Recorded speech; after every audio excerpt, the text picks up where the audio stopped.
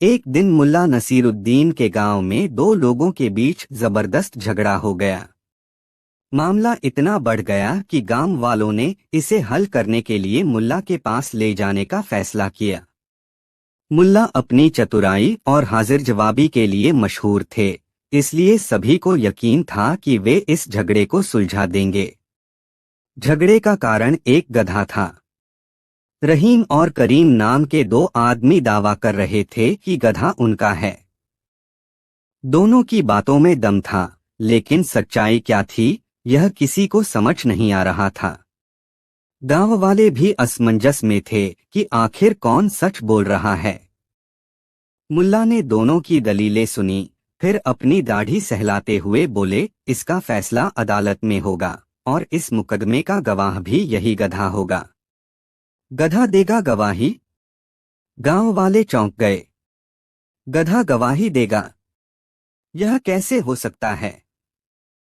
मुल्ला मुस्कुराए और बोले, मेरा तरीका अलग है।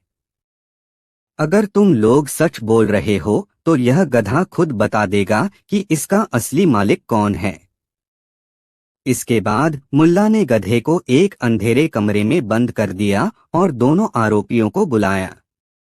उन्होंने कहा, तुम दोनों बारी बारी से इस कमरे में जाकर गधे की पूंछ खींचोगे।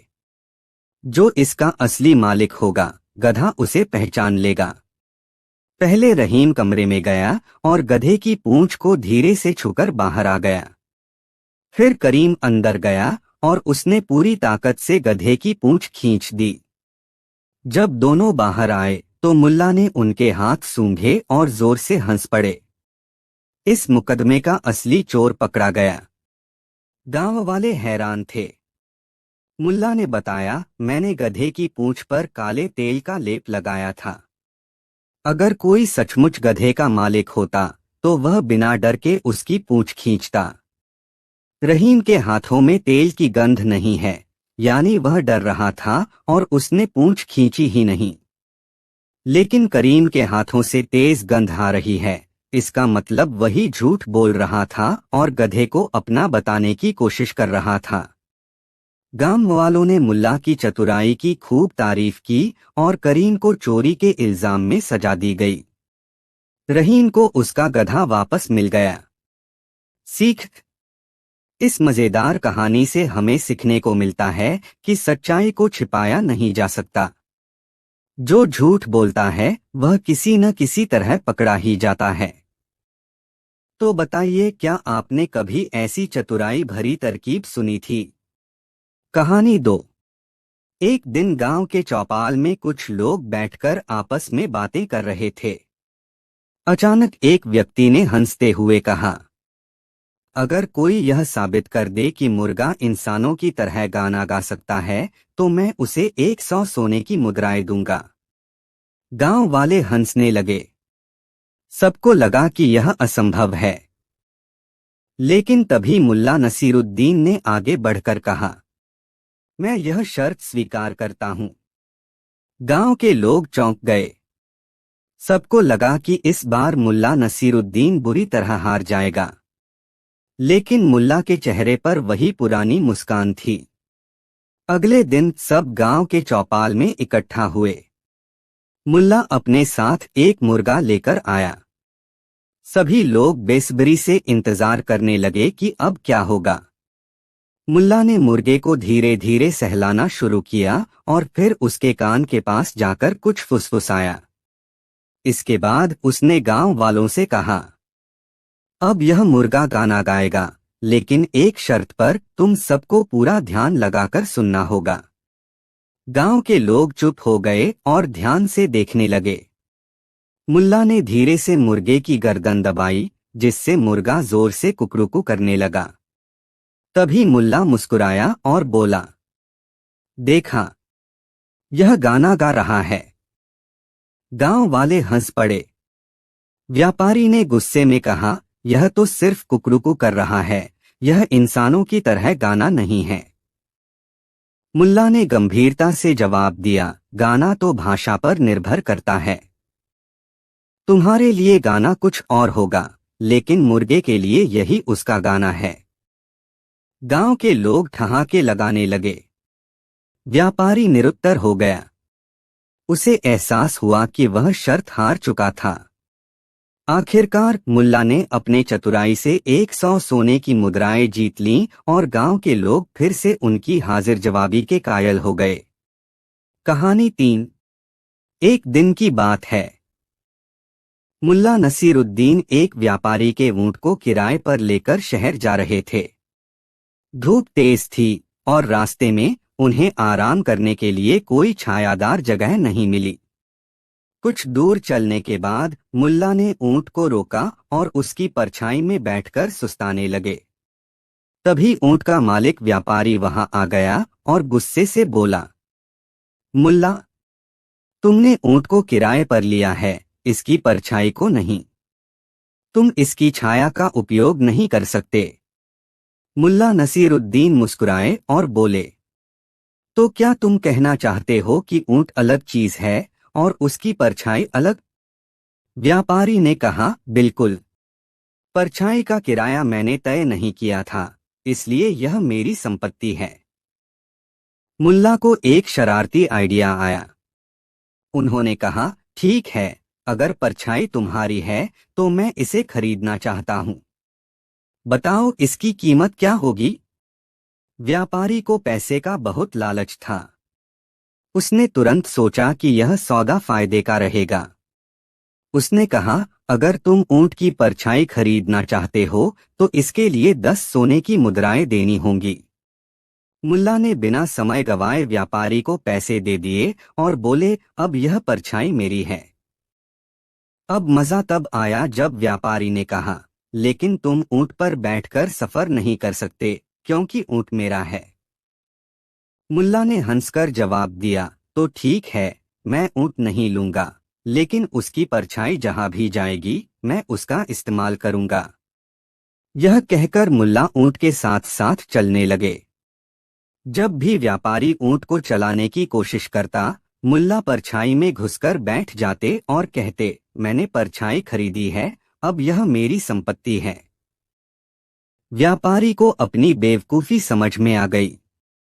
उसने मुल्ला से कहा, मुझे मेरी गलती का एहसास हो गया। कृपया मेरी परछाई मुझे वापस कर दो। मुल्ला ने हंसते हुए कहा, ठीक है, लेकिन अब परछाई की कीमत 20 सोने की मुद्राएं होगी। व्यापारी को मजबूर होकर 20 सोने की मुद्राएं चुकानी पड़ी। मुल्ला ने मुस्कुराते हुए सिक्के अपनी जेब में डाले और चलते बने। गांव वाले हंस हंस कर लोटपोट हो गए और व्यापारी सिर पकड़कर बैठ गया। सीख: समझदारी से काम लेने वाला व्यक्ति कभी भी किसी भी स्थिति को अपने पक्ष में कर सकता है। कहानी 4। एक दिन गांव में कुछ लोग मुल्ला नसीरुद्दीन की चतुराई पर बहस कर रहे थे। कुछ लोग कहते थे कि मुल्ला बहुत होशियार हैं, तो कुछ कहते थे कि वे सिर्फ बातें बनाते हैं और असल में कुछ कर नहीं सकते। एक आदमी ने ताना मारते हुए कहा, अगर तुम इतने ही होशियार हो तो हमें दिखाओ कि तुम कुछ असंभव कर सकते हो। मुल्ला ने मुस्कुराते हुए जवाब दिया, असंभव जैसी कोई चीज नहीं होती। अगर तुम कहो तो मैं तुम्हें आधी रात को गधा उड़ाते हुए दिखा सकता हूँ। गांव वाले चौंक गए और हंसने लगे। किसी ने कहा, मुल्ला, तुम मजाक कर रहे हो। गधा कभी उड़ नहीं सकता। मुल्ला बोले, अगर मैं ऐसा कर दूं तो क्या तुम मुझे एक भारी इनाम दोगे? सबने सोचा कि मुल्ला मजाक कर रहे हैं, इसलिए एक अमीर आदमी ने चुनौती दी, अगर तुम सच में ऐसा कर सको तो मैं तुम्हें 100 सोने की मुद्राएं दूंगा। मुल्ला ने शर्त स्वीकार कर ली और कहा, आज रात ठीक आधी रात को गांव के पीपल के पेड़ के पास आ जाना। वहां तुम मेरा गधा उड़ते हुए देखोगे। जब रात हुई तो गांव के सभी लोग पीपल के पेड़ के पास इकट्ठा हो गए। सब बेसब्री से इंतजार कर रहे थे कि मुल्ला क्या करने वाले हैं। कुछ लोग सोच रहे थे कि शायद कोई जादू होगा, तो कुछ सोच रहे थे कि मुल्ला अब झूठ बोलकर बचने की कोशिश करेंगे। ठीक आधी रात को मुल्ला अपने गधे को लेकर आए। उन्होंने सबको इशारा किया कि ध्यान से देखें। फिर उन्होंने धीरे धीरे गधे के कानों में कुछ फुसफुसाया और गधा धीरे धीरे ऊपर की ओर उछलने लगा। लेकिन वह ज्यादा ऊंचा नहीं गया, बस थोड़ी देर उछलता रहा। गांव वालों ने चिल्लाते हुए कहा, अरे यह तो छलांग मार रहा है, उड़ नहीं रहा। मुल्ला मुस्कुराए और बोले, अरे मूर्खो, उड़ने का मतलब यह थोड़ी है कि गधा आसमान में जाएगा। जब कोई पक्षी उड़ता है तो वह अपने पैरों को जमीन से ऊपर उठाता है। देखो, मेरा गधा भी जमीन से ऊपर उछल रहा है, तो यह भी उड़ ही रहा है। गांव वाले हंसी से लोटपोट हो गए। अमीर आदमी, जिसने शर्त रखी थी, भी हंसते हंसते बोला, मुल्ला, तुमने हमें हंसा हंसा कर हरा दिया।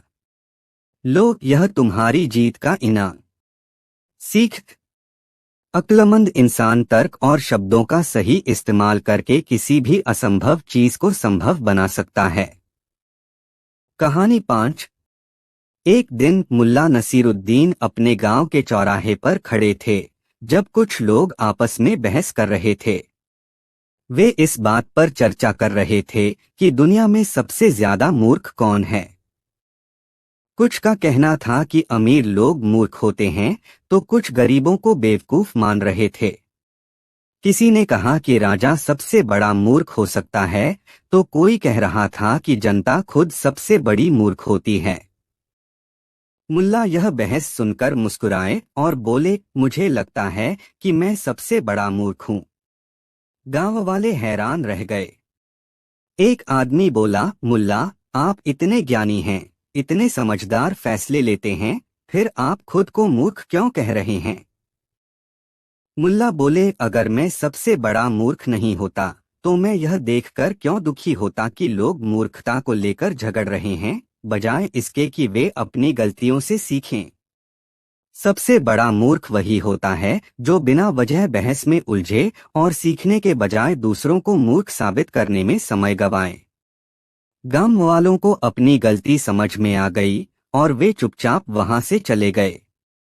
तब उन्होंने महसूस किया कि असली समझदारी खुद को दूसरों से ऊपर समझने में नहीं, बल्कि ज्ञान प्राप्त करने और अपनी गलतियों से सीखने में है। सीख। दूसरों को मूर्ख कहने से कोई बुद्धिमान नहीं बनता। असली समझदारी अपनी गलतियों को स्वीकार करने और उनसे सीखने में है। कहानी 6। एक दिन मुल्ला नसीरुद्दीन बाजार में अपने गधे को बेचने गए। गधा साधारण था, न ज्यादा हट्टा कट्टा, न ज्यादा सुंदर। मुल्ला ने उसकी कीमत 10 रुपए लगाई, लेकिन कोई खरीदार तैयार नहीं हुआ। लोग बोले, इतने में तो हमें और भी अच्छे गधे मिल जाएंगे। मुल्ला ने सोचा, अगर मैं ऐसे ही गधे को बेचने बैठा रहा तो कोई इसे नहीं खरीदेगा। कुछ तो तरकीब लगानी पड़ेगी। अगले दिन मुल्ला ने बाजार में एक नई योजना बनाई। उन्होंने अपने एक दोस्त को बुलाया और धीरे से कहा, जब मैं गधे की कीमत 1000 रुपए लगाऊं तो तुम भी बोलना कि ये बहुत खास गधा है और तुम इसे खरीदना चाहते हो। मुल्ला बाजार में गधे को ले गए और ऊंची आवाज में बोले, यह कोई साधारण गधा नहीं है। इसकी कीमत 1000 रुपए है। लोग हंसने लगे, अरे मुल्ला, कल तक तो यही गधा 10 रुपए का था, आज 1000 कैसे? मुल्ला ने जवाब दिया, क्योंकि यह गधा बहुत ही खास है। यह समझदार है, तेज दौड़ता है और अपने मालिक की हर बात समझता है। मुल्ला के दोस्त ने भीड़ में खड़े होकर कहा, अगर तुम नहीं खरीदोगे तो मैं खरीद लूंगा। मुझे तो ये 2000 रुपए में भी मंजूर है। अब बाकी लोगों को शक हुआ, शायद गधे में वाकई कोई खासियत है। धीरे धीरे और लोग गधे को खरीदने की होड़ में लग गए। कुछ ही देर में बोली 500 रुपए तक पहुंच गई। मुल्ला मुस्कुराए और धीरे धीरे बोली 1000 रुपए तक जा पहुंची। आखिरकार एक अमीर आदमी ने गधे को 1000 रुपए में खरीद लिया। जब गधा बिक गया तो मुल्ला का दोस्त उनके पास आया और हंसकर बोला, मुल्ला, तुमने तो कमाल कर दिया। मुल्ला ने जवाब दिया, बुद्धि का सही उपयोग करो, तो साधारण चीज भी अनमोल बन सकती है। इस कहानी से हमें क्या सीख मिलती है? सिर्फ चीज की कीमत नहीं, उसकी मार्केटिंग भी मायने रखती है। कभी कभी लोगों को वही पसंद आता है जो दूसरों को पसंद आता दिखता है। कैसी लगी यह कहानी? कहानी 7। एक दिन मुल्ला नसीरुद्दीन और उनके कुछ दोस्त नदी के किनारे बैठे थे। गर्मी तेज थी तो किसी ने सुझाव दिया कि नाव लेकर नदी की सैर की जाए। गांव के किनारे एक पुरानी टूटी फूटी नाव पड़ी थी, जिसे देखकर हर कोई डर रहा था। इस नाव में बैठेंगे तो डूब जाएंगे, एक दोस्त ने कहा।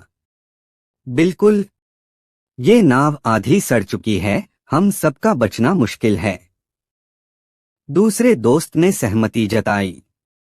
लेकिन तभी मुल्ला ने अपनी टेढ़ी मुस्कान के साथ कहा, मैं शर्त लगाता हूं कि हम इस नाव में बैठेंगे और कोई भी नहीं डूबेगा। सबको लगा कि मुल्ला मजाक कर रहे हैं, लेकिन उनकी जिद के आगे सभी मान गए। आखिर मुल्ला की बातें अक्सर रहस्यमय और मजेदार होती थीं। मुल्ला नाव में चढ़े और बाकी दोस्त भी डरते डरते उनके पीछे बैठ गए। नाव पानी में उतारी गई और जैसे ही वह बीच में पहुंची, उसमें दरारों से पानी भरने लगा। अरे, हम तो सच में डूबने वाले हैं। दोस्त घबरा गए। मुल्ला, तुमने कहा था कि कोई नहीं डूबेगा। मुल्ला ने हंसते हुए जवाब दिया, हाँ बिल्कुल, मैंने कहा था कि कोई नहीं डूबेगा, लेकिन नाव जरूर डूबेगी। अब हालात बिगड़ चुके थे।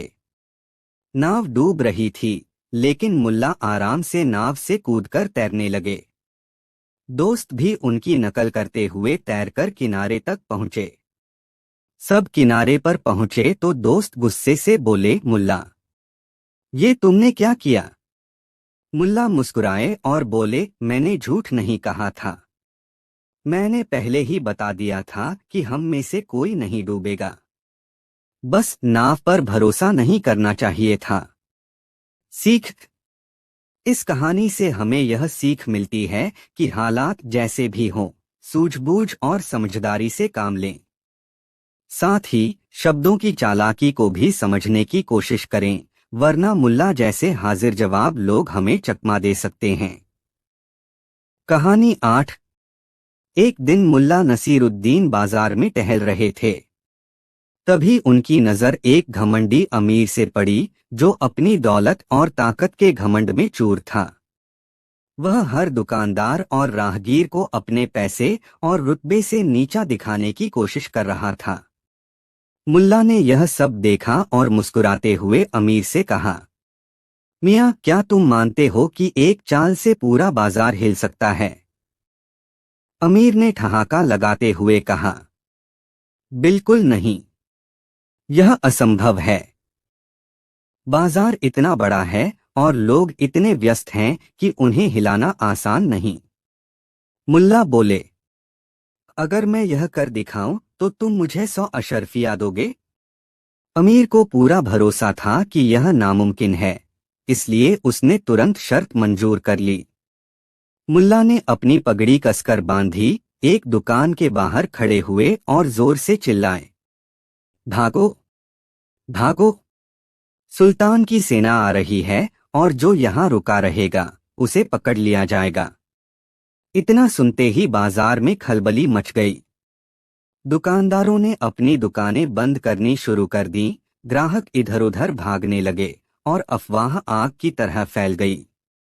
कुछ ही मिनटों में पूरा बाजार खाली हो गया। अमीर यह देखकर हैरान रह गया।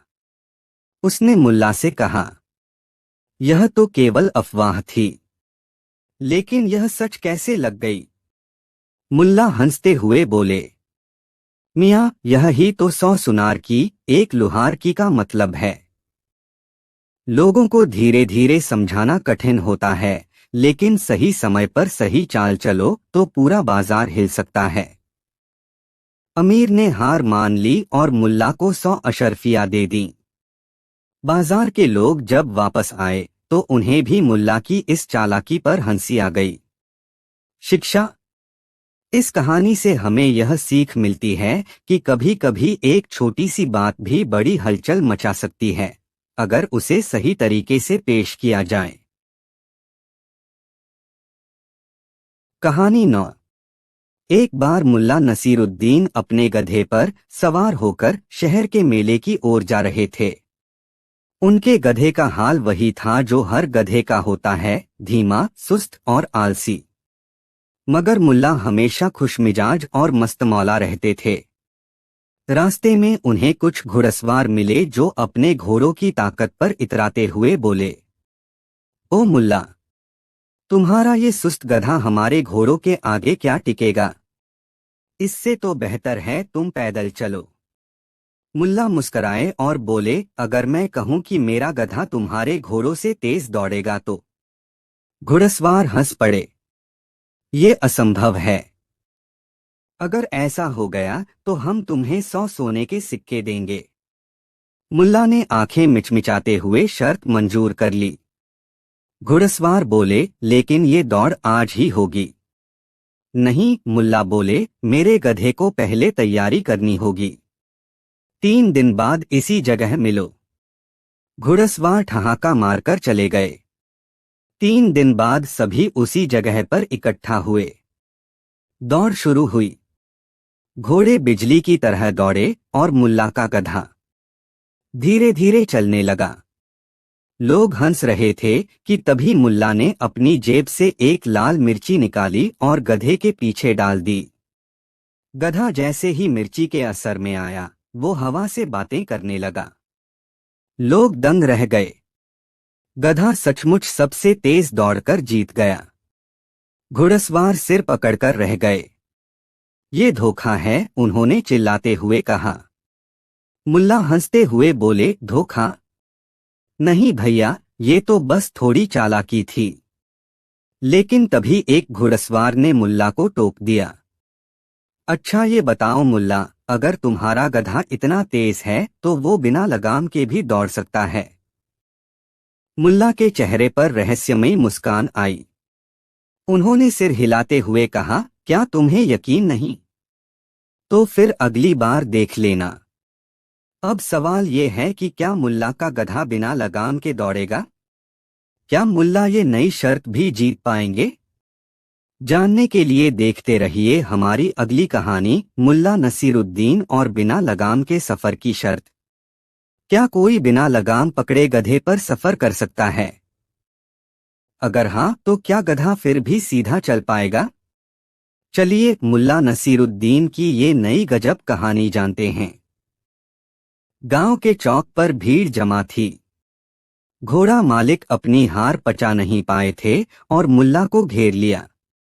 उनमें से एक अकड़कर बोला, मुल्ला, मिर्ची की चालाकी से तो जीत गए, मगर असली बाजी अभी बाकी है। क्या तुम्हारा गधा बिना लगाम के भी रास्ता तय कर सकता है? मुल्ला ने मुस्कराते हुए पूछा, रास्ता कैसा? इसी कंटीले मैदान से होकर सीधे नदी तक, वह घुड़सवार बोला। अगर गधा बिना लगाम के नदी तक पहुंच गया तो मुल्ला ने तंज भरी नजरों से पूछा। घुड़सवार ने ठहाका लगाया, तो हम सब मिलकर तुम्हें 200 चांदी के सिक्के देंगे। मुल्ला ने गधे के कान के पास फुसफुसाते हुए कहा, तैयार रहना दोस्त, आज तुझे अपनी इज्जत खुद बचानी है। दौड़ शुरू हुई। घोड़े हवा की रफ्तार से भाग निकले और गधा लगाम के बिना भी आराम से धीरे धीरे चलता रहा। लोग हंसते हंसते लोटपोट हो रहे थे। लेकिन तभी मुल्ला ने जेब से खजूर निकाली और गधे के सिर के ठीक सामने टांग दी। गधा खजूर की लालच में सीधा उसी दिशा में चल पड़ा। वह कांटों और गड्ढों से बचता बिना इधर उधर मुड़े नदी की तरफ भागा जा रहा था। गांव वालों की आंखें फटी की फटी रह गईं। घुड़सवार अवाक थे। आखिरकार मुल्ला और उनका गधा बिना लगाम के नदी किनारे पहुंच गए। ये जादू है, एक आदमी चिल्लाया। मुल्ला हंसते हुए बोले, जादू नहीं दोस्त, लालच का सही इस्तेमाल है। घुड़सवार हार मान गए और मुल्ला को उनके 200 चांदी के सिक्के दे दिए। लेकिन तभी भीड़ में से एक बुजुर्ग खड़े हुए और बोले, मुल्ला, ये तो समझ में आया कि गधा लालच में चलता है, मगर क्या तुम इसे बिना लालच के नदी पार करा सकते हो? मुल्ला ने गहरी सांस ली और मुस्कराते हुए बोले, ये शर्त भी मंजूर है, मगर कैसे करूंगा ये तो अगली बार ही पता चलेगा। तो क्या मुल्ला नसीरुद्दीन बिना लालच दिए गधे से नदी पार करवा पाएंगे? जानने के लिए देखिए हमारी अगली कहानी। क्या बिना लालच दिए एक गधा कोई काम कर सकता है? क्या मुल्ला नसीरुद्दीन अपने गधे को नदी पार करा पाएंगे? चलिए जानते हैं इस दिलचस्प और मजेदार कहानी को। गांव के सभी लोग नदी किनारे इकट्ठा थे। मुल्ला नसीरुद्दीन ने शर्त मान ली थी कि वह अपने गधे को बिना किसी लालच या डर के नदी पार करवाएंगे। हर कोई सोच रहा था, गधा तो गधा ही है, बिना लालच के वो तो अपनी जगह से हिलेगा भी नहीं। घुड़सवार, जो पिछली 2 बार हार चुके थे, हंसते हुए बोले, इस बार तो मुल्ला पक्का हारेंगे। देखना, उनका गधा नदी के पास पहुंचते ही जिद पर अड़ जाएगा। मुल्ला नसीरुद्दीन शांत खड़े थे। उन्होंने गधे को नदी के किनारे ले जाकर कहा, दोस्त, अब तक हमने हर शर्त जीती है, इस बार तुझे खुद ही मेहनत करनी होगी। गधा अपनी जगह से हिला भी नहीं। उसने नदी की तरफ देखा और अपने कान फड़फड़ाते हुए वहीं रुक गया। लोग ठहाके मारकर हंसने लगे। घुड़सवार बोले, मुल्ला, हार मान लो, गधा कभी खुद से नदी पार नहीं करेगा। मुल्ला मुस्कुराए और बोले, हार तो दूर की बात है, ये तो बस गधे के दिमाग को जगाने की बात है। उन्होंने गधे के कान के पास जाकर धीरे से कहा, तू क्या सोचेगा, ये नदी सिर्फ तेरे लिए है। उधर दूसरी तरफ की घास कहीं ज्यादा हरी है। गधा अचानक चौकन्ना हो गया। उसने नदी की ओर ध्यान से देखा, जैसे सोच रहा हो वहां सच में घास होगी। फिर मुल्ला ने उसे धीरे से ठेला और कहा, चल, सोच मत कर। गधा पानी में पैर रखते ही ठिठक गया। मगर मुल्ला ने एक और चाल सोची। उन्होंने खुद नदी में उतरकर गधे के आगे चलना शुरू कर दिया। गधा इस सोच में पड़ गया कि अगर मुल्ला जा रहे हैं तो शायद वहां सचमुच कुछ खास है। आखिरकार गधा धीरे धीरे पानी में उतरने लगा। जैसे ही वह आगे बढ़ा, गांव वालों की हंसी रुक गई। घुड़सवार हैरान थे और थोड़ी ही देर में गधा बिना किसी लालच के मुल्ला के पीछे पीछे नदी पार कर गया। जब दोनों दूसरी तरफ पहुंचे, मुल्ला ने अपनी पगड़ी उतारी और गधे को सम्मानपूर्वक झुककर कहा, यह न केवल मेरा दोस्त है बल्कि सबसे समझदार गधा भी है। घुड़सवार अब कुछ कहने के लायक नहीं बचे थे। उन्होंने चुपचाप मुल्ला को उनकी जीत मानते हुए इनाम के सिक्के सौंप दिए।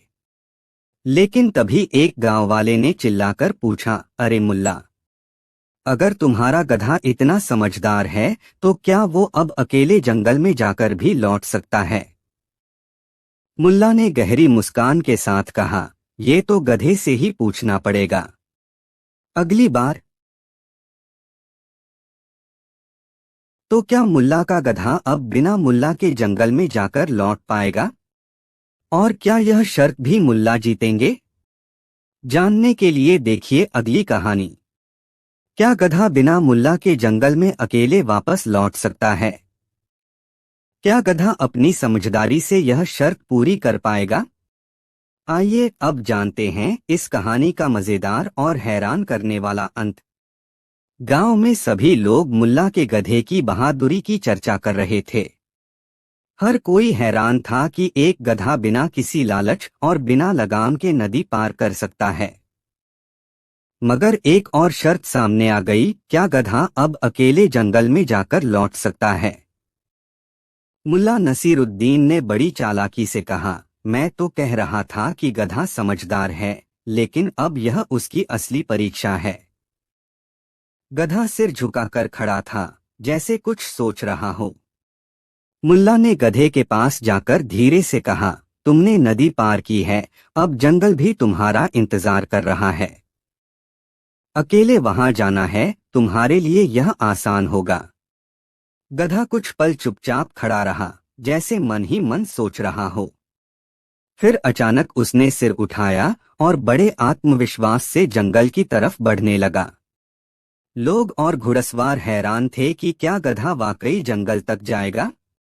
गधा जंगल में घुसते ही एक पेड़ के नीचे आराम से बैठ गया। वह समझ चुका था कि उसे कुछ समय के लिए अकेले ही रहना है। जब मुल्ला ने उसे वहां देखा तो उन्होंने खुश होकर कहा, देखा, मैंने कहा था न, ये गधा समझदार है। मुल्ला ने गधे को अकेले बैठते हुए देखा और सोचा, गधा अब जान चुका है कि कैसे अपने रास्ते पर चलना है। कुछ देर बाद गधा वापस चल पड़ा, जैसे वह अब पूरी तरह से आत्मनिर्भर हो। मुल्ला को गधे के रास्ते पर लौटने का तरीका देखकर गर्व हुआ। गधा बिना किसी मदद के जंगल से लौट आया। मुल्ला ने उसे प्यार से थपथपाते हुए कहा, तुमने साबित कर दिया कि अगर किसी में सही दिशा हो तो कोई भी रास्ता आसान हो जाता है। गांव वालों ने देखा कि गधा अब बिना किसी रुकावट के, बिना किसी गाइड के अपना रास्ता पूरी तरह से पहचान चुका था। मुल्ला की शर्त जीतने के बाद उन्होंने गधे को सबसे समझदार गधा का तमगा दिया। कहानी खत्म होते होते एक गांव वाला बोला, अगर गधा इतना समझदार हो सकता है तो हम इंसान क्यों नहीं। मुल्ला हंसते हुए बोले, क्यों नहीं, बस गधे की तरह अपना रास्ता समझ लो और दुनिया खुद ब खुद तुम्हारे पीछे आएगी। तो इस कहानी से हमें क्या सीखने को मिला? क्या हम भी अपनी दिशा पहचान सकते हैं और बिना किसी डर के अपना रास्ता तय कर सकते हैं? कहानी 11। एक दिन की बात है। शहर के चौक पर लोग इकट्ठा थे, क्योंकि दो आदमी आपस में जोर जोर से झगड़ रहे थे। एक कह रहा था, यह घोड़ा मेरा है, तो दूसरा चिल्ला रहा था, झूठ, यह मेरा है। झगड़ा बढ़ता ही जा रहा था। राजा के सैनिकों ने उन्हें दरबार में ले जाकर राजा से न्याय की गुहार लगाई। लेकिन राजा को किसी और जरूरी काम से जाना था, तो उसने कहा, आज न्याय का फैसला मुल्ला नसीरुद्दीन करेंगे। अब पूरा दरबार हैरान। मुल्ला नसीरुद्दीन, वह जज कैसे बन सकते हैं? पर राजा का आदेश था, तो सबको मानना पड़ा। मुल्ला ने दोनों को देखा, फिर मुस्कुराते हुए बोले, अच्छा, तो तुम दोनों कह रहे हो कि घोड़ा तुम्हारा है? दोनों ने सिर हिलाया। मुल्ला ने सिपाहियों से कहा, इस घोड़े को छोड़ दो, देखते हैं वह खुद किसके पास जाता है। सिपाही ने घोड़े की रस्सी खोली। घोड़ा पहले इधर उधर देखने लगा, फिर तेजी से भागकर एक आदमी के पास जा खड़ा हुआ। मुल्ला बोले, फैसला हो चुका, घोड़ा इसी आदमी का है। दूसरा आदमी भड़क गया, यह कोई न्याय है? घोड़ा मूर्ख है, उसे क्या पता कि मालिक कौन है। मुल्ला मुस्कुराए, तुम सही कह रहे हो, घोड़े को नहीं पता, पर असली मालिक को पता होता है कि उसका घोड़ा कैसे बुलाया जाता है। अगर यह सच में तुम्हारा होता तो वह तेरे पास आता, या कम से कम तेरी पुकार पर रुक जाता। सब लोग तालियां बजाने लगे। पर असली खेल अब शुरू हुआ। जैसे ही मामला खत्म हुआ, एक दरबारी खड़ा हुआ और बोला, वाह मुल्ला, लगता है आपसे बड़ा न्यायाधीश कोई नहीं। पर क्या आप बता सकते हैं, इस दरबार में सबसे ईमानदार आदमी कौन है? अब पूरा दरबार चुप। राजा सोच में पड़ गया। मुल्ला मुस्कुराए, उनकी आंखों में एक अजीब सी चमक थी। क्या मुल्ला इस सवाल का जवाब देंगे? क्या वे सचमुच बता पाएंगे कि सबसे ईमानदार कौन है? या फिर इस सवाल के पीछे कोई राज छिपा है? इसका जवाब जानने के लिए देखिए अगली कहानी, सबसे ईमानदार आदमी कौन। दरबार में सन्नाटा छा गया। मुल्ला नसीरुद्दीन की आंखों में चमक थी और राजा उत्सुकता से उनके जवाब का इंतजार कर रहा था। दरबारी ने फिर दोहराया, मुल्ला बताइए, इस दरबार में सबसे ईमानदार आदमी कौन है। मुल्ला ने इधर उधर देखा, फिर अपनी दाढ़ी पर हाथ फेरते हुए बोले, यह सवाल इतना आसान नहीं जनाब। ईमानदारी को परखा नहीं जा सकता, उसे अनुभव किया जाता है। लेकिन अगर आप चाहें तो मैं इसका हल निकाल सकता हूं। राजा ने सिर हिलाया, तो देर किस बात की, बताओ कैसे पता चलेगा कि सबसे ईमानदार कौन है। मुल्ला ने अपनी जेब से एक सोने की मोहर निकाली और दरबार में बैठे सभी दरबारियों को घूरते हुए बोले, यह सोने की मोहर आज रात आधी रात के समय महल के बगीचे में रखी जाएगी। जो भी इसे वहां से उठाएगा वही सबसे बेईमान होगा, और जो इसे नहीं उठाएगा वही सबसे ईमानदार होगा। सभी दरबारी हक्के बक्के रह गए। राजा मुस्कुराया, तो फिर कल सुबह हमें ईमानदार आदमी का नाम मिल ही जाएगा। महल के पहरेदार बगीचे में तैनात हो गए, लेकिन उनके पास आदेश था कि वे किसी को पकड़े नहीं, बस देखें कि कौन आता है। रात ढलने लगी। बगीचे में खामोशी थी, बस पेड़ों की पत्तियां हिल रही थीं।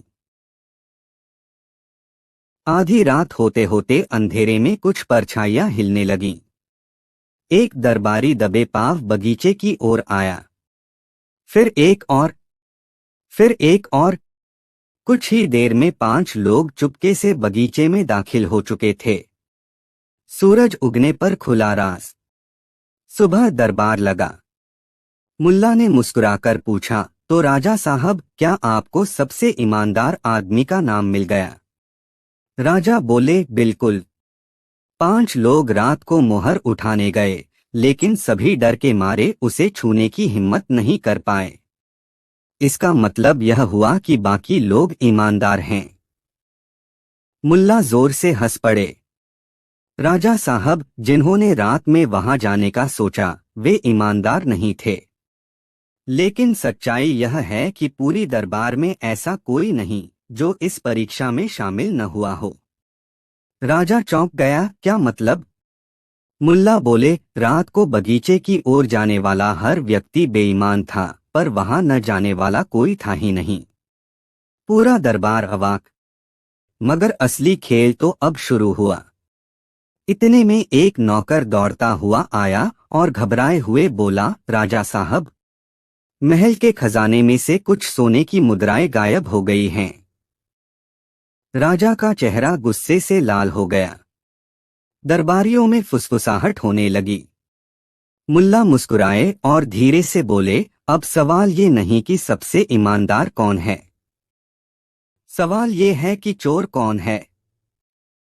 क्या मुल्ला इस रहस्यमयी चोरी की गुत्थी सुलझा पाएंगे। कौन है असली चोर, जानने के लिए देखिए अगली कहानी, बुद्धिमान चोर और मुल्ला की चालाकी। महल में अफरातफरी मच गई थी। सोने की मुद्राएं गायब। राजा गुस्से से भड़क उठा, जिसने यह चोरी की है वह हमारे दरबार का सबसे बड़ा गुनहगार है। दरबारी एक दूसरे को शक की नजरों से देखने लगे। हर किसी को लग रहा था कि कहीं उन पर इल्जाम न आ जाए। राजा ने कड़क आवाज में कहा, चोर जो भी हो बचकर नहीं जाएगा। लेकिन चोर कौन था, किसी को पता नहीं था। तभी मुल्ला नसीरुद्दीन मुस्कुराते हुए आगे बढ़े और बोले, राजा साहब, चोर यही है, और मैं अभी उसका नाम बता सकता हूं। पूरा दरबार सन्न रह गया। मुल्ला का अनोखा न्याय। मुल्ला ने सबकी ओर देखा, फिर राजा से बोले, मुझे एक मौका दीजिए। अगर आप चाहें तो मैं बिना किसी सिपाही के इस चोर को पकड़ सकता हूं। राजा ने हैरानी से पूछा, कैसे। मुल्ला मुस्कुराए और दरबारियों से बोले, आज रात मैं तुम सबको एक एक लकड़ी दूंगा। और कल सुबह जिसकी लकड़ी 1 इंच लंबी हो जाएगी वही चोर होगा। लोग चौंक गए। लकड़ी कैसे लंबी होगी? लेकिन मुल्ला की बातों में हमेशा कोई न कोई चाल होती थी। राजा ने हामी भर दी और मुल्ला ने सबको बराबर लंबाई की लकड़ियां बांट दीं। रात को हर दरबारी अपनी लकड़ी को घूरता रहा। सब सोच रहे थे कि यह जादू कैसे काम करेगा। लेकिन असली परेशानी चोर की थी। उसने सोचा, अगर सुबह मेरी लकड़ी लंबी हो गई तो मैं पकड़ा जाऊंगा। इससे अच्छा है कि मैं इसे थोड़ा काट लूं ताकि पहचान में ही न आए। और उसने डर के मारे अपनी लकड़ी का थोड़ा हिस्सा काट दिया। अगली सुबह दरबार में सभी लोग अपनी लकड़ियां लेकर आए। मुल्ला हर लकड़ी को ध्यान से देख रहे थे। अचानक उन्होंने एक लकड़ी उठाई और जोर से बोले, राजा साहब, यही है चोर। पूरा दरबार स्तब्ध। चोर घबराने लगा, लेकिन मैंने कुछ नहीं किया। मुल्ला हंसते हुए बोले, कल रात मैंने तुम सबसे झूठ बोला था। लकड़ी लंबी नहीं होती। लेकिन तुम डर के मारे अपनी लकड़ी काट बैठे ताकि पकड़े न जाओ। और इसी डर ने तुम्हें चोर साबित कर दिया। राजा जोर से हंस पड़े और बोले, मुल्ला, तुम सचमुच कमाल के हो। चलो इस चोर को कैद करो। मगर असली खेल अब शुरू हुआ। चोर को पकड़ लिया गया, लेकिन जाते जाते उसने कुछ ऐसा कहा कि पूरे दरबार में फिर से सन्नाटा छा गया। राजा साहब, मैं तो बस एक मामूली चोर था, लेकिन असली राज अभी खुला नहीं है। क्या आपको पता है कि आपकी सबसे कीमती चीज भी चोरी हो चुकी है? राजा का चेहरा उतर गया। आखिर राजा की सबसे कीमती चीज क्या थी?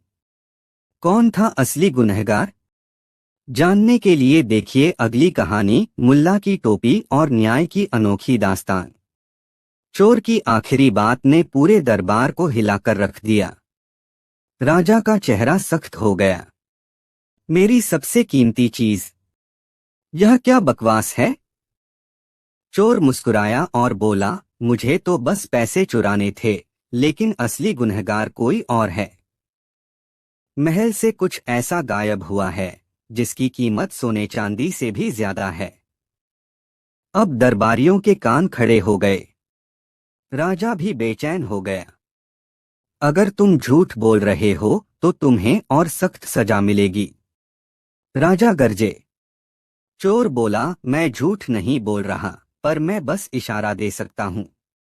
असली चोर दरबार में ही मौजूद है। अब सन्नाटा छा गया। हर कोई एक दूसरे को शक की निगाह से देखने लगा। राजा को समझ नहीं आ रहा था कि सच और झूठ में कैसे फर्क किया जाए। तभी मुल्ला नसीरुद्दीन अपनी टोपी सीधी करते हुए बोले, राजा साहब, जब तक हमें असली चोर नहीं मिलता तब तक इस मामले को मैं देखता हूं। राजा ने सिर हिलाया, ठीक है मुल्ला। बताओ कैसे इस गुत्थी को सुलझाओगे? मुल्ला मुस्कुराए, इस बार मेरी टोपी न्याय करेगी। अब सब चौंक गए। टोपी? यह मजाक है क्या? एक दरबारी बोला। बिल्कुल नहीं। मेरी टोपी को छूने से ही चोर का पता चल जाएगा। मुल्ला बोले। टोपी की ताकत? मुल्ला ने अपनी पुरानी घिसी पिटी टोपी उतारी और बोले, मैं इसे दरबार के बीच रख रहा हूं। बारी बारी से सब लोग इसे छुएंगे। अगर किसी ने चोरी की होगी तो यह टोपी खुद उसे पकड़ लेगी। सबकी आंखें फटी रह गईं। क्या यह टोपी सच में जादुई थी? एक एक कर दरबारियों ने टोपी को छुआ। किसी को कुछ नहीं हुआ। लेकिन तभी एक दरबारी अपनी जगह से हिला तक नहीं। मुल्ला ने मुस्कुराते हुए कहा, क्या हुआ? तुमने टोपी को छुआ क्यों नहीं? दरबारी के माथे पर पसीना आ गया। मुझे डर लग रहा है। मुल्ला ठहाका मारकर हंस पड़े, डर? अगर तुमने चोरी नहीं की तो फिर डर क्यों? दरबारी हड़बड़ा गया। उसके होंठ सूखने लगे। राजा साहब, यही असली चोर है। मुल्ला बोले। असली गुनहगार का राज खुला। राजा ने सिपाहियों को आदेश दिया, इसे पकड़ो। डर के मारे दरबारी ने सब सच उगल दिया। हाँ हाँ, मैंने ही चोरी की, लेकिन मैं पैसे नहीं, राजा की सबसे कीमती चीज, उनकी विश्वास की मोहर चुराना चाहता था। राजा का चेहरा उतर गया। विश्वास की मोहर, वह मोहर जिससे राजा के आदेशों की पुष्टि होती थी। अगर यह किसी गलत हाथ में चली जाती तो राजा की सत्ता पर संकट आ सकता था। लेकिन असली खेल अब शुरू हुआ। मुल्ला ने मुस्कुराते हुए राजा से कहा, राजा साहब, अब सवाल यह है कि मोहर कहाँ छिपाई गई है। चोर ने सिर झुका लिया और धीरे से कहा, मैंने इसे वहां छिपाया है जहां कोई सोच भी नहीं सकता। राजा के साथ पूरा दरबार हैरान था। आखिर मोहर कहाँ छिपी थी? क्या मुल्ला इस रहस्य को सुलझा पाएंगे? मोहर आखिर कहाँ छिपी थी? जानने के लिए देखिए अगली कहानी, मुल्ला और अनोखा घोड़ा। दरबार में सन्नाटा छाया हुआ था। सबकी निगाहें चोर पर टिकी थीं। राजा गरजे, जल्दी बता, मेरी मोहर कहाँ छिपाई है? चोर ने सिर झुका लिया और कांपती आवाज में बोला, मोहर।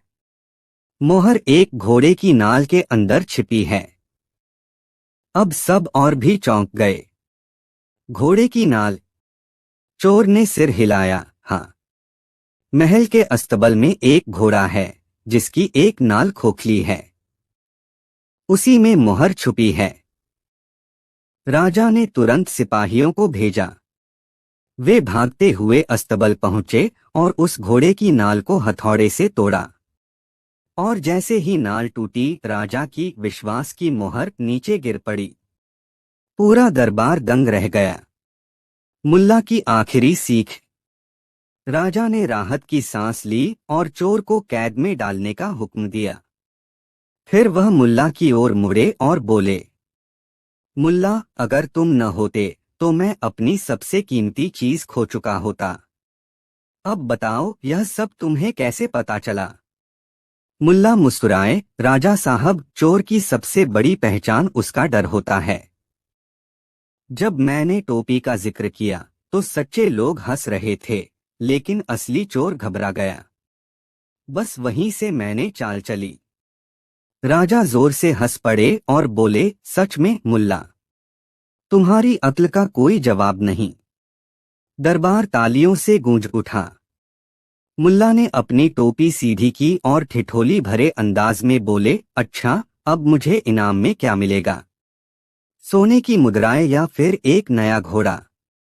राजा मुस्कुराए, तुम्हें सोना नहीं बल्कि हमारी दोस्ती का तोहफा मिलेगा। और इस तरह मुल्ला नसीरुद्दीन ने न सिर्फ चोरी का राज खोला, बल्कि राजा और पूरे दरबार को यह सिखा दिया कि ईमानदारी और बुद्धिमानी से बड़ी कोई दौलत नहीं। कहानी 12। एक दिन मुल्ला नसीरुद्दीन अपने गधे पर बैठकर बाजार जा रहे थे। सूरज आसमान में चमक रहा था। रास्ता लंबा था, लेकिन मुल्ला अपने ही ख्यालों में मग्न थे। तभी गांव के कुछ लोगों ने उन्हें देखकर ठहाके लगाए। देखो देखो, कैसा जालिम आदमी है, खुद मजे से गधे पर बैठा है और बेचारा गधा उसकी भारी काया के नीचे कराह रहा है। मुल्ला ने सुना और मुस्कुरा दिए। उन्होंने कुछ नहीं कहा। अगले दिन मुल्ला फिर से बाजार जा रहे थे, लेकिन इस बार उन्होंने गधे पर बैठने के बजाय खुद पैदल चलना ठीक समझा। रास्ते में वही लोग मिले, पर अब उनका सुर कुछ और था। अरे देखो देखो, कैसा मूर्ख आदमी है, गधा खाली चल रहा है और ये खुद पैदल ठोकरें खा रहा है। अगर इसे सवारी ही नहीं करनी थी तो गधा घर छोड़ आता। मुल्ला फिर मुस्कुरा दिए। अब मुल्ला ने तीसरे दिन एक नया तरीका अपनाया। उन्होंने इस बार गधे को अपने कंधों पर उठा लिया और गांव के बाजार की ओर चल दिए। जैसे ही लोग उन्हें इस हालत में देखते, हंसी के फव्वारे छूट जाते। हाँ हाँ हाँ, पहले गधा इसे ढो रहा था, अब ये गधे को ढो रहा है। मुल्ला सच में पागल हो गया है।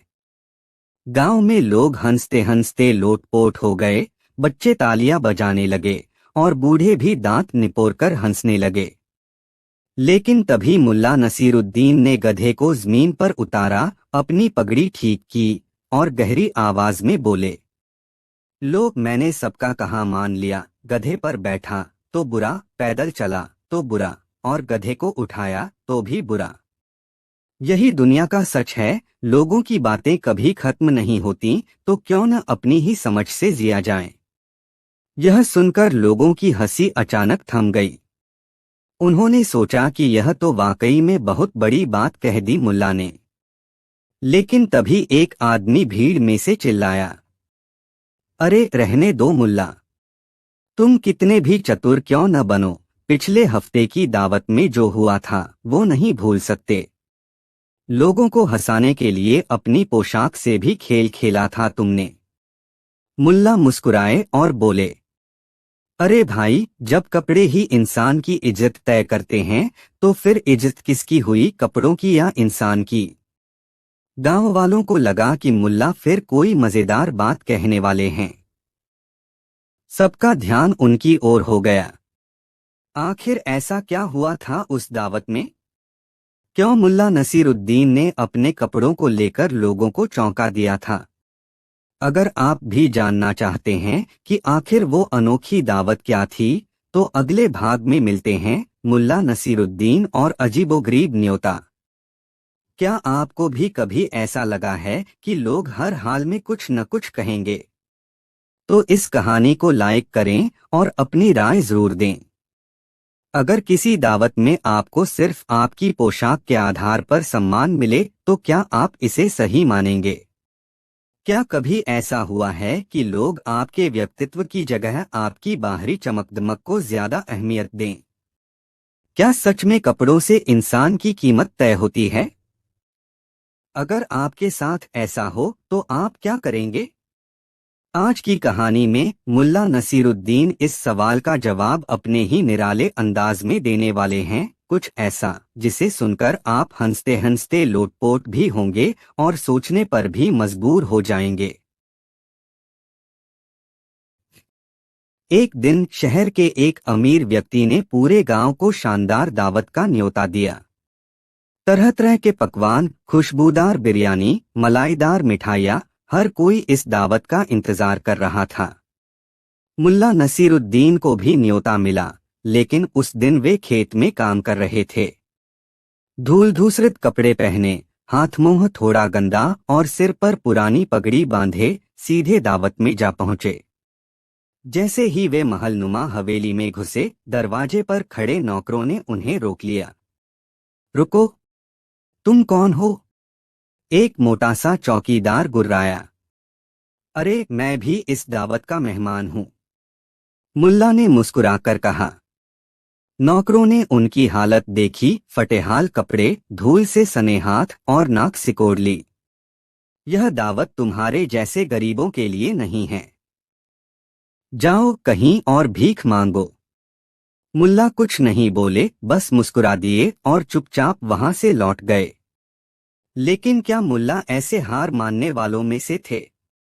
बिल्कुल नहीं। मुल्ला सीधे अपने घर पहुंचे और अपनी सबसे कीमती और चमचमाती पोशाक निकाली, एक सुनहरी कढ़ाई वाला लंबा चोगा, एक रेशमी पगड़ी और चमकते जूते। अब वे किसी नवाब से कम नहीं दिख रहे थे। इस बार जब वे दावत में पहुंचे तो नौकरों ने उन्हें झुककर सलाम किया और शाही अंदाज में अंदर बुला लिया। अंदर आइए हुजूर, आप जैसे सम्माननीय मेहमान का स्वागत करना हमारा सौभाग्य है। मुल्ला मुस्कुराए और भीतर चले गए। तरह तरह के पकवानों से सजी मेज देखकर उन्होंने एक कोने में बैठकर खाना परोसने के लिए इशारा किया। जैसे ही खाना आया, मुल्ला ने अजीब हरकत करनी शुरू कर दी। उन्होंने बिरयानी का एक चम्मच उठाया और अपनी बाहों पर डाल दिया। फिर मलाईदार मिठाई उठाई और उसे अपनी पगड़ी पर रगड़ने लगे। पूरा हॉल स्तब्ध रह गया। लोग हैरानी से देखने लगे। ये क्या कर रहे हैं मुल्ला साहब? आप खाना क्यों नहीं खा रहे? किसी ने पूछा। मुल्ला बड़े मजे से बोले, अरे भाई, यह खाना मेरे लिए नहीं, मेरी पोशाक के लिए है। जब मैं पुराने कपड़ों में आया था तो मुझे दावत के लायक नहीं समझा गया, लेकिन जब ये चमकते कपड़े पहने तो इज्जत मिल गई। तो फिर खाना मुझे क्यों खाना चाहिए? असली मेहमान तो ये कपड़े ही हैं। हॉल में पहले कुछ देर सन्नाटा छाया रहा, फिर लोग ठहाके लगाने लगे। अमीर मेजबान का चेहरा शर्म से लाल हो गया। उसने झेंपते हुए मुल्ला से माफी मांगी और कहा, मुल्ला, आप सच कहते हैं। यह हमारी भूल थी कि हमने इंसान की जगह उसके कपड़ों की इज्जत की। मुल्ला मुस्कुराए, लेकिन उनकी आंखों में एक शरारत चमक रही थी। अरे मेजबान साहब, माफी बाद में दीजिएगा। पहले ये बताइए, क्या आप जानते हैं कि मेरे पास एक जादुई तराजू है जो इंसान की असली कीमत नाप सकता है? गांव वालों की आंखें उत्सुकता से चमक उठीं। जादुई तराजू? ये क्या है? क्या ये सच में इंसान की कीमत नाप सकता है? अगर आप भी जानना चाहते हैं कि मुल्ला नसीरुद्दीन का जादुई तराजू क्या है और कैसे उसने बेईमान लोगों की सच्चाई सबके सामने ला दी, तो अगले भाग में मिलते हैं, मुल्ला नसीरुद्दीन और जादुई तराजू। अगर आपको ये कहानी पसंद आई हो तो लाइक करें और कमेंट में बताएं कि क्या आपको भी कभी कपड़ों की वजह से भेदभाव झेलना पड़ा है। क्या इंसान की असली कीमत उसके कपड़ों और ओहदे से तय होती है? क्या कोई ऐसी चीज हो सकती है जो बता सके कि कौन कितना ईमानदार और कितना बेईमान है? अगर आपके पास ऐसा कोई जादुई तराजू होता जो इंसान की असली कीमत तौल सकता, तो आप सबसे पहले किसे उसमें तौलना चाहते? आज की कहानी में मुल्ला नसीरुद्दीन अपने मजाकिया लेकिन रहस्यमय अंदाज में लोगों को एक ऐसा सबक देने वाले हैं जिसे वे कभी भूल नहीं पाएंगे। गांव में हमेशा की तरह एक नया बखेड़ा खड़ा हो गया था। बाजार में कुछ व्यापारी शिकायत कर रहे थे कि उनका सामान चोरी हो गया है, लेकिन किसी को चोर का पता नहीं चल रहा था। सभी अपनी अपनी सफाई दे रहे थे, लेकिन असली गुनहगार कौन था, यह कोई नहीं जानता था। गांव का मुखिया खुद भी उलझन में था। तभी किसी ने सुझाया, अरे, जब किसी की अक्ल काम न करे तो मुल्ला नसीरुद्दीन से बढ़िया हल कौन देगा? मुखिया को यह सलाह पसंद आई। उसने मुल्ला को बुलाया और बोला, मुल्ला, तुम तो चतुर आदमी हो। क्या तुम इस चोरी के मामले को सुलझा सकते हो? मुल्ला ने दाढ़ी पर हाथ फेरा, मुस्कुराए और बोले, चिंता मत करो मुखिया जी, मुझे बस एक तराजू चाहिए। लेकिन यह कोई साधारण तराजू नहीं होगा। यह होगा जादुई तराजू। गांव वाले चौंक गए। जादुई तराजू? हाँ, यह तराजू किसी भी इंसान की असली कीमत तौल सकता है और बता सकता है कि कौन सच्चा है और कौन झूठा। गांव वाले इस अजीबोगरीब बात को सुनकर और भी उत्सुक हो गए। लेकिन यह जादुई तराजू था क्या? अगले दिन मुल्ला नसीरुद्दीन ने एक पुराना तराजू उठाया, उसे साफ किया और गांव के चौराहे पर लेकर बैठ गए। उन्होंने ऐलान किया, हर व्यापारी इस तराजू पर अपने हाथ से एक सिक्का तौलेगा। जिसके सिक्के का वजन जादुई रूप से हल्का होगा, वही चोर होगा। गांव वालों की भीड़ जमा हो गई। कुछ लोग हंस रहे थे, कुछ आश्चर्य से देख रहे थे, लेकिन हर कोई देखना चाहता था कि मुल्ला की यह चाल क्या गुल खिलाएगी। एक एक करके व्यापारी आते गए, अपना सिक्का रखते गए और मुल्ला तराजू पर तौलते गए। तराजू का पलड़ा कभी दाएं झुकता, कभी बाएं, लेकिन अचानक जब एक व्यापारी ने अपना सिक्का रखा तो पूरा गांव एक साथ चिल्ला उठा, अरे, यह सिक्का तो हल्का पड़ रहा है। वह व्यापारी हड़बड़ाया। उसका चेहरा सफेद पड़ गया। उसने गले से पसीना पोंछा और हकलाते हुए बोला, यह तो कोई गलती होगी मुल्ला। यह कैसे हो सकता है? मुल्ला नसीरुद्दीन मुस्कुराए और बोले, गलती नहीं भाई, यह जादुई तराजू है। यह हमेशा सच बताता है। जब कोई बेईमान आदमी इसे छूता है तो उसके हाथ से रखा सिक्का हल्का हो जाता है। गांव वालों ने तुरंत व्यापारी को पकड़ लिया। सच में जब उसके घर की तलाशी ली गई तो चोरी किया गया माल वहीं से मिला। मुखिया ने दंग रहकर मुल्ला से पूछा, मुल्ला यह तराजू सच में जादुई था? मुल्ला ठहाका लगाकर हंस पड़े और बोले, नहीं, यह तो बिल्कुल आम तराजू था। असली जादू उस व्यापारी के मन में था। चोर हमेशा डरता रहता है। जब मैंने कहा कि सिक्का हल्का हो जाएगा तो उसके हाथ में पसीना आ गया और उसने घबराहट में अपना सिक्का थोड़ा हल्के हाथ से रखा। बस वही उसकी चोरी पकड़ने के लिए काफी था। गांव वाले हंस पड़े। चतुराई और हाजिर जवाबी में मुल्ला नसीरुद्दीन का कोई मुकाबला नहीं था। सबके चेहरे पर हंसी थी, लेकिन तभी गांव का एक बूढ़ा बोल पड़ा, वाह मुल्ला, तुमने चोर को पकड़ लिया, लेकिन क्या तुम यह भी बता सकते हो कि कौन अमीर होकर भी सबसे गरीब है? मुल्ला ने आंखें चमकाईं और बोले, अरे, ये तो बड़ा दिलचस्प सवाल है। अगर तुम जानना चाहते हो कि अमीरी गरीबी की असली पहचान क्या होती है, तो अगली बार मैं तुम्हें एक ऐसी कहानी सुनाऊंगा जिसे सुनकर तुम अपनी सोच बदलने पर मजबूर हो जाओगे। तो जानने के लिए जुड़े रहिए मुल्ला नसीरुद्दीन की अगली कहानी, बड़ी मूंछों का राज। अगर आपको यह कहानी मजेदार लगी तो लाइक करें और बताइए कि अगर आपको मुल्ला का जादुई तराजू मिलता तो आप किसकी सच्चाई परखना चाहते। गांव में सभी लोग मुल्ला नसीरुद्दीन की चतुराई और हाजिर जवाबी से बहुत प्रभावित हुए। उन्होंने देखा कि असली जादू किसी तराजू में नहीं बल्कि इंसान की सोच और समझदारी में होता है। मुखिया ने मुल्ला की तरफ देखा और मुस्कुराकर कहा, मुल्ला, तुम्हारी अक्ल के आगे तो बड़े बड़े हारे हुए हैं। हमें आज एक बड़ी सीख मिली, सच और झूठ के बीच फर्क करने के लिए जादू की जरूरत नहीं, बस दिमाग की सही चालाकी होनी चाहिए। मुल्ला ने ठहाका लगाया और बोले, बिल्कुल सही कहा मुखिया जी। दुनिया में सबसे तेज कोई चीज है तो वह है इंसान का दिमाग। लेकिन अगर वह गलत रास्ते पर चला जाए तो सबसे बड़ा धोखेबाज भी वही बन सकता है। गांव वालों ने तालियां बजाईं। हर कोई हंस रहा था, लेकिन सबके चेहरे पर एक समझदारी भी झलक रही थी।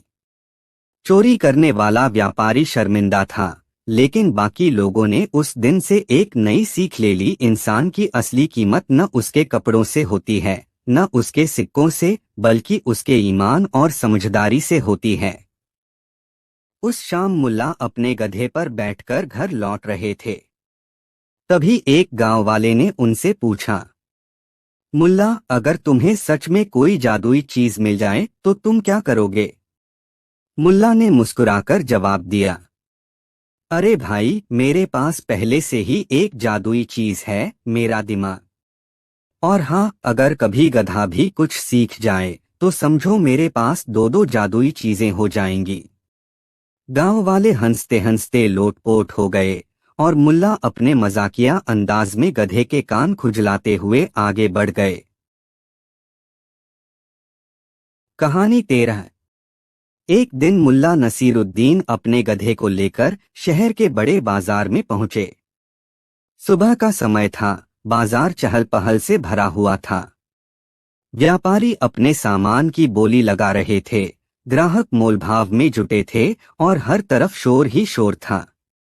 मुल्ला का गधा भी शायद पहली बार इतनी भीड़ देखकर घबरा गया। उसने जोर जोर से रेंगना शुरू कर दिया। तभी कुछ लोगों ने मजाक में कहा, अरे देखो यह गधा कितना शोर कर रहा है, क्या ये भी कुछ बेचना चाहता है? बात बात में लोगों की भीड़ इकट्ठी हो गई। सब हंसने लगे। मुल्ला ने एक नजर अपने गधे को देखा और फिर भीड़ की ओर देखकर मुस्कुराए। बिल्कुल, मेरा गधा बहुत कीमती चीज बेचने आया है। मुल्ला ने शांति से कहा। अब तो लोग और भी उत्सुक हो गए। क्या गधा चीज बेच रहा है? कैसा मजाक है? मुल्ला बोले, मजाक नहीं, सच्चाई सुनो। आज मैं अपने गधे के साथ एक प्रयोग करने आया हूं और तुम सब इस प्रयोग के गवाह बनोगे। अनोखा प्रयोग शुरू। मुल्ला ने अपने गधे को बीच बाजार में खड़ा किया और उसके कान में कुछ फुसफुसाए। फिर ऊंची आवाज में बोले, यह गधा जानता है कि इंसान कैसे सोचते हैं। अगर तुम लोग साबित कर सको कि तुम इससे ज्यादा समझदार हो तो मैं इसे बाजार में सबसे ऊंची कीमत पर बेच दूंगा। अब बाजार के लोग हैरान थे। वे सोच रहे थे कि आखिर मुल्ला यह क्या तमाशा कर रहा है। लेकिन मजा लेने के लिए सब जुट गए। मुल्ला ने अपने गधे की लगाम पकड़ी और कहा, देखो मैं इसे चलने के लिए कहूंगा और तुम लोग देखो कि क्या यह सही रास्ता चुनता है या नहीं। फिर उन्होंने गधे को धीरे से धक्का दिया। गधा अपने अंदाज में धीरे धीरे आगे बढ़ा। तभी भीड़ में से किसी ने चिल्लाकर कहा, अरे यह गधा तो उसी रास्ते पर जा रहा है जहां सबसे सस्ता सामान बिकता है। अब लोगों को और भी मजा आने लगा। कोई बोला, अरे वाह, यह गधा तो समझदार निकला। दूसरा बोला, लगता है मुल्ला सही कह रहा है, यह इंसानों से भी ज्यादा सोचता है। लेकिन फिर हुआ कुछ अजीब। मुल्ला ने हंसते हुए कहा, अभी ठहरो, यह तो शुरुआत है। अब मैं इसे दूसरी ओर मोड़ूंगा, देखते हैं क्या होता है। उन्होंने गधे को दूसरी गली की ओर हाँक दिया। लेकिन इस बार गधा रुक गया और जोर जोर से रेंगने लगा। लोग फिर हैरान हो गए। अरे यह क्या कर रहा है? मुल्ला ने मुस्कुराकर पूछा, बताओ इस गधे ने सही रास्ता चुना या गलत? भीड़ में कोई नहीं समझ पा रहा था कि इसका जवाब क्या दें। तभी मुल्ला ने गहरी आवाज में कहा, अगर यह गधा सही रास्ता चुन सकता है तो फिर गलत रास्ते पर जाने वाले कौन हुए? सन्नाटा छा गया। लोग एक दूसरे का मुंह देखने लगे। कुछ को लगा कि मुल्ला ने मजाक किया, कुछ सोच में पड़ गए कि क्या वे खुद ही उस गधे से कम होशियार थे। और तभी एक बूढ़ा व्यापारी जो अब तक दूर खड़ा देख रहा था, उसने ठहाका लगाया और बोला, मुल्ला तुमने तो हमें खुद के बारे में सोचने पर मजबूर कर दिया। मुल्ला ने अपनी पगड़ी ठीक करते हुए कहा, बस यही तो मेरा प्रयोग था। अब बताओ गधा कौन, मैं, ये बेचारा जानवर या तुम सब? भीड़ हक्की बक्की रह गई। लेकिन इससे पहले कि लोग अपने जवाब तय कर पाते, अचानक बाजार में एक और हंगामा मच गया। एक आदमी भागता हुआ आया और चिल्लाया, अरे मुल्ला, जल्दी आओ, तुम्हारा गधा तो समझदार निकला, लेकिन तुमसे भी समझदार कोई और निकला है। लेकिन कौन था वो? क्या कोई और भी मुल्ला नसीरुद्दीन की तरह चतुर था? या फिर कोई नई मुसीबत इंतजार कर रही थी? जाने के लिए देखिए अगला भाग, जहां मुल्ला और उनका गधा फिर करेंगे एक और अनोखा कारनामा। अंतिम मोड़। मुल्ला ने जब वो बात सुनी तो उनका माथा ठनका। भीड़ भी उत्सुक हो गई, आखिर कौन मुल्ला से भी ज्यादा समझदार निकला? मुल्ला जल्दी से अपने गधे के पास पहुंचे, लेकिन गधा अब वहां नहीं था। पूरे बाजार में हलचल मच गई। अरे मेरा गधा कहाँ गया? मुल्ला ने घबराकर इधर उधर देखा। एक आदमी दौड़ता हुआ आया और हांफते हुए बोला, मुल्ला, तुम्हारा गधा खुद ही अपने लिए सबसे बढ़िया जगह ढूंढ चुका है। क्या मतलब? मुल्ला ने पूछा। आदमी हंसते हुए बोला, तुम्हारा गधा सीधे उस दुकान के पास जाकर बैठ गया है जहां मुफ्त में खाने की थाली मिल रही है। वो सबसे समझदार निकला। पूरी भीड़ ठहाका मारकर हंसने लगी। किसी ने कहा, अरे, सच में इंसान भले ही सही गलत में उलझा रहे, लेकिन भूखा पेट हमेशा सबसे बढ़िया रास्ता खुद ही ढूंढ लेता है। मुल्ला ने भी मुस्कुराकर सिर हिलाया और बोले, तो अब साबित हुआ गधा मैं था जो इसे बाजार में समझदारी सिखाने लाया था। असली समझदार तो ये निकला। पूरी भीड़ जोर जोर से हंसने लगी और बाजार में मुल्ला नसीरुद्दीन की एक और मजेदार कहानी जुड़ गई।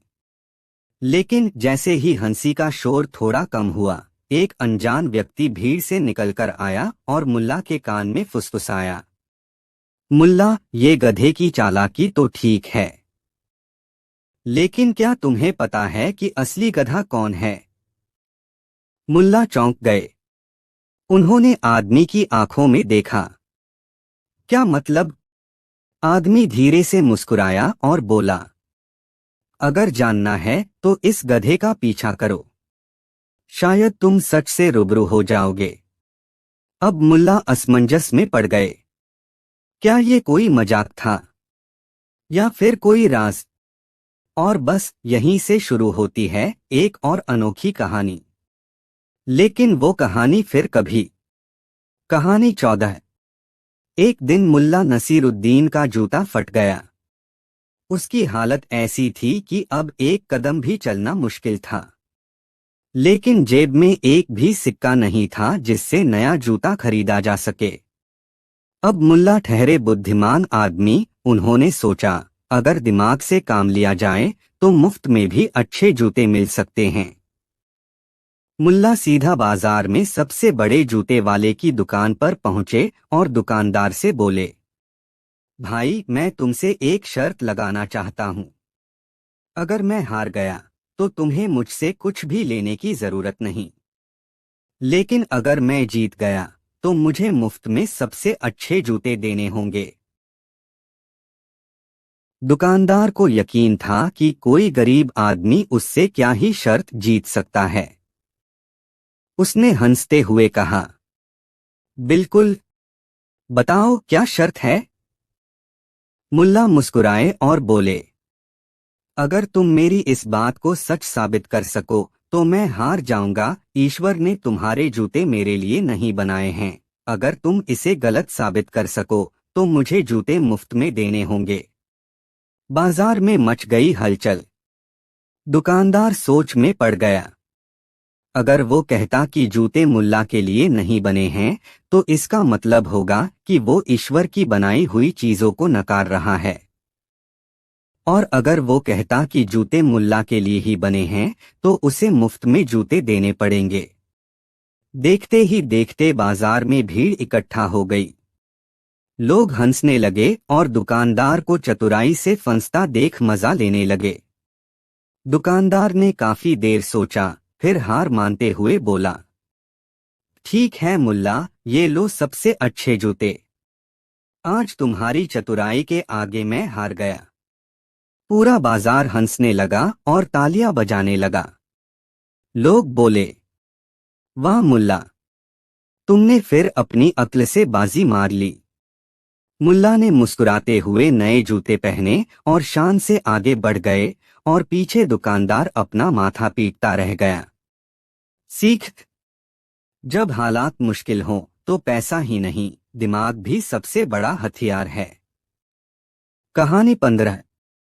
एक दिन दरबार में राजा ने गहरी सोच में डूबे हुए मंत्रियों से कहा, क्या हमारे राज्य में ऐसा कोई है जो हर सवाल का जवाब दे सके? मंत्री एक दूसरे की ओर देखने लगे, लेकिन किसी के पास कोई नाम नहीं था। तभी एक बूढ़ा दरबारी मुस्कुराते हुए बोला, महाराज, मुल्ला नसीरुद्दीन का नाम सुना है।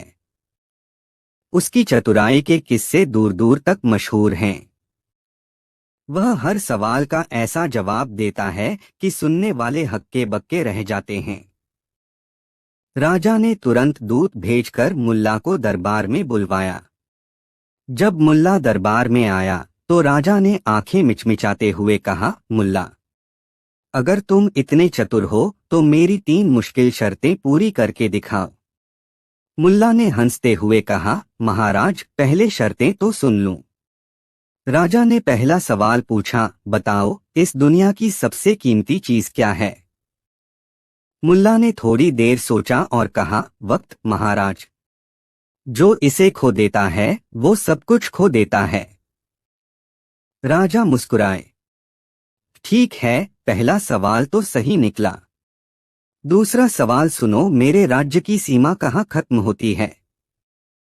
मुल्ला ने छत की ओर देखते हुए कहा, जहां आपकी नजर खत्म होती है महाराज।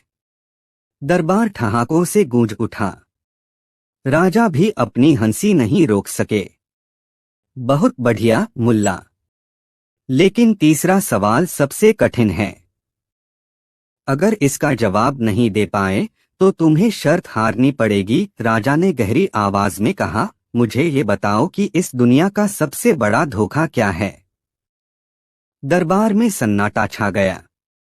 मुल्ला ने कुछ पल सोचा, फिर बोला, इस सवाल का जवाब मैं आपको कल दूंगा महाराज। राजा ने हामी भरी और मुल्ला दरबार से बाहर निकल गया। रास्ते में मुल्ला बड़बड़ाता जा रहा था, धोखे की बात चली है तो एक सोने के सिक्के की कहानी याद आ गई, जो सच और झूठ का खेल दिखाता है। तो क्या था वो सोने का सिक्का और कैसे जुड़ी ये कहानी राजा के सवाल से? जानने के लिए अगले भाग का इंतजार कीजिए। सुबह का सूरज निकलते ही मुल्ला नसीरुद्दीन दरबार के लिए रवाना हुआ। रास्ते में हर कोई उसे घेर कर सवाल कर रहा था, मुल्ला, तुमने राजा से कहा था कि सबसे बड़ा धोखा बताओगे, अब क्या जवाब दोगे? मुल्ला ने मुस्कराते हुए कहा, पहले खुद समझ लो कि धोखा होता क्या है, फिर राजा को भी बता दूंगा। तभी मुल्ला की नजर एक झगड़ते हुए किसान और व्यापारी पर पड़ी। व्यापारी गुस्से में चीख रहा था, यह सिक्का मेरा है, इसे मैंने तुम्हें उधार दिया था, वापस करो। किसान चिल्लाया, नहीं साहब, ये सिक्का तो मेरे खून पसीने की कमाई है। मुल्ला ने झगड़ा शांत करने के लिए दोनों को अलग किया और बोला, ठहरो, ये मामला सुलझाना तो मेरे बाएं हाथ का खेल है। वह सिक्का हाथ में लेकर बोला, मैं इसे जमीन में गाड़ देता हूं। अगर ये सचमुच तुम्हारा है तो ये खुद चलकर तुम्हारे पास लौट आएगा। दरबार में खड़े सभी लोग हंसने लगे। व्यापारी भड़क गया, मुल्ला, क्या मजाक कर रहे हो? मुल्ला ने शांत स्वर में कहा, धोखा भी ऐसा ही चलता है साहब, कभी इधर कभी उधर। असली धोखा तो वह है जो इंसान को उसके लालच में कैद कर दे। लोग अब मंत्रमुग्ध होकर मुल्ला की बात सुन रहे थे। तो क्या राजा के सवाल का जवाब यही है? एक आदमी ने पूछा। मुल्ला ने आंखें सिकोड़ते हुए कहा, अरे अभी नहीं, राजा के सामने असली धोखे की कहानी बताऊंगा, जो एक खजाने से जुड़ी है। लेकिन ये खजाना किसने चुराया और कैसे? यही तो असली रहस्य है। क्या था वो खजाना? कौन था असली धोखेबाज? जानने के लिए देखिए अगले भाग में मुल्ला की चतुराई का नया किस्सा। दरबार में गहरी शांति छाई हुई थी। सभी की नजरें मुल्ला नसीरुद्दीन पर थीं। राजा ने गंभीर स्वर में पूछा, तो मुल्ला बताओ, इस दुनिया का सबसे बड़ा धोखा क्या है? मुल्ला मुस्कराया और बोला, महाराज, आपको एक कहानी सुनाए बिना इस सवाल का सही जवाब नहीं मिलेगा। राजा ने सिर हिलाकर हामी भरी। मुल्ला ने कहना शुरू किया, कई साल पहले हमारे पड़ोसी राज्य में एक बड़ा खजाना था, अनमोल जवाहरात और सोने चांदी से भरा। लेकिन एक रात वो खजाना गायब हो गया। पूरे राज्य में हाहाकार मच गया। राजा ने ऐलान किया कि जो चोर पकड़ेगा उसे आधा खजाना इनाम में मिलेगा। दरबार में हलचल होने लगी। मुल्ला ने मुस्कुराकर आगे कहा, सबसे पहले राज्य के मंत्री आए और बोले, हमारे सिपाही चोरों की तलाश करेंगे, खजाना मिल जाएगा। लेकिन कई महीने बीत गए, चोर का कोई सुराग नहीं मिला। राजा ने चौंकते हुए पूछा, तो क्या चोर कभी पकड़ा गया? मुल्ला ने रहस्यमय स्वर में कहा, हाँ महाराज, पकड़ा गया। और जब सच्चाई सामने आई तो पूरे राज्य में सनसनी फैल गई। दरअसल चोर कोई और नहीं बल्कि वही मंत्री था जिसने सिपाहियों को खोजने का आदेश दिया था। उसने आधा खजाना पाने के लालच में खुद ही खजाना छिपा दिया था। दरबार में लोग एक दूसरे को देखकर फुसफुसाने लगे। राजा भी हैरान हो गए। मुल्ला ने अपनी बात खत्म करते हुए कहा, महाराज, सबसे बड़ा धोखा वही होता है जब इंसान खुद को धोखा देता है। जो लालच में फंसकर सही और गलत का फर्क भूल जाए, वही असली धोखेबाज बन जाता है। राजा ने सराहना करते हुए कहा, मुल्ला, तुमने फिर से साबित कर दिया कि तुम सबसे चतुर हो। तुम्हारी इस कहानी ने हमें बहुत बड़ी सीख दी है। मुल्ला ने उठते हुए कहा, धोखे की बात तो खत्म हो गई महाराज, लेकिन इस खजाने से जुड़ा एक और रहस्य बाकी है, वो अनमोल सिक्का जिसने सच और झूठ का फैसला किया था। पर वो सिक्का कहाँ से आया और उसमें क्या खास था? क्या था उस अनमोल सिक्के का रहस्य? जानने के लिए अगले भाग का इंतजार करें। दरबार में पिछले किस्से की गूंज अभी भी बाकी थी। राजा, दरबारी और आम लोग सभी उस रहस्यमय खजाने और मुल्ला की चतुराई के कायल हो गए थे। लेकिन मुल्ला नसीरुद्दीन की बात अधूरी रह गई थी, उस अनोखे सिक्के का रहस्य। राजा ने अपनी सिंहासन पर बैठते हुए पूछा, मुल्ला, तुमने उस अनमोल सिक्के की बात छेड़ी थी। अब बताओ, उसमें ऐसा क्या खास था? मुल्ला मुस्कराते हुए बोला, महाराज, ये कोई साधारण सिक्का नहीं था। ये सिक्का किसी तिजोरी में नहीं बल्कि इंसानी मन की गहराइयों में छिपा है। और मैंने इसी सिक्के का इस्तेमाल एक गांव में बड़ा झगड़ा सुलझाने के लिए किया था। राजा और दरबार की जिज्ञासा बढ़ गई। मुल्ला ने कहना शुरू किया, एक बार मैं एक दूर दराज के गांव गया। वहां दो भाइयों के बीच खेत का बंटवारा हुआ था। लेकिन समस्या ये थी कि खेत के बीच एक पुराना कुआं था जिसमें पानी नहीं था, लेकिन दोनों भाई उसे अपनी संपत्ति मानते थे। झगड़ा इतना बढ़ गया कि लोग पंचायत बुलाने लगे। राजा ने भौहें उठाते हुए पूछा, फिर क्या हुआ? मुल्ला ने हंसते हुए कहा, मैंने दोनों भाइयों से कहा, ये कुआं किसका है, इसका फैसला मैं अपने अनमोल सिक्के से करूंगा। जो ये सिक्का अपने पास रख पाएगा, वही इस कुएं का असली मालिक होगा। दरबारियों ने चौंककर पूछा, लेकिन ऐसा कैसा सिक्का? मुल्ला ने गहरी आवाज में कहा, सिक्का था सच्चाई का। मैंने दोनों भाइयों से कहा, जो सच बोलेगा वही इसे थाम पाएगा। झूठा इंसान चाहे लाख कोशिश कर ले, सिक्का उसके हाथ से फिसल जाएगा। दरबार में खामोशी छा गई। राजा को ये कहानी आधी अधूरी लग रही थी। उन्होंने उत्सुकता से पूछा, तो कौन जीता मुल्ला? और सिक्के ने कैसे सच और झूठ का भेद खोला? मुल्ला ने गहरी सांस ली और मुस्कुराकर बोला, महाराज, असली खेल तो उसी कुएं में छिपा था। और उस दिन जो हुआ वो आज तक किसी ने नहीं भुलाया। पर ये कहानी मैं कल सुनाऊंगा। क्या था उस कुएं का रहस्य? और कैसे सच का सिक्का बना इंसाफ का प्रतीक? जानने के लिए अगले भाग में तैयार रहें। अगली सुबह दरबार फिर सज चुका था। राजा और दरबारी सभी बेसब्री से मुल्ला नसीरुद्दीन के आने का इंतजार कर रहे थे। जैसे ही मुल्ला ने दरबार में कदम रखा, राजा ने तुरंत पूछा, अब तो बताओ मुल्ला, उस कुएं और अनमोल सिक्के की पूरी कहानी क्या थी? मुल्ला मुस्कुराते हुए बोला, महाराज, उस दिन दोनों भाइयों के सामने मैंने अपना सच का सिक्का रखा। मैंने कहा कि जो भी ईमानदारी से बताएगा कि कुएं के पानी का इस्तेमाल किसने पहले किया था और क्यों किया, वही इसका असली मालिक होगा। बड़ा भाई तुरंत बोला, यह कुआं मेरा है। मैंने इसमें कभी पानी नहीं निकाला क्योंकि ये बेकार था। इसलिए ये सिर्फ मेरी जमीन का हिस्सा है। छोटा भाई हंसते हुए बोला, मुल्ला साहब, कुएं से पानी चाहे मैंने कभी न निकाला हो, लेकिन इसकी गहराई मैंने हमेशा देखी है। ये कुआं दोनों का है।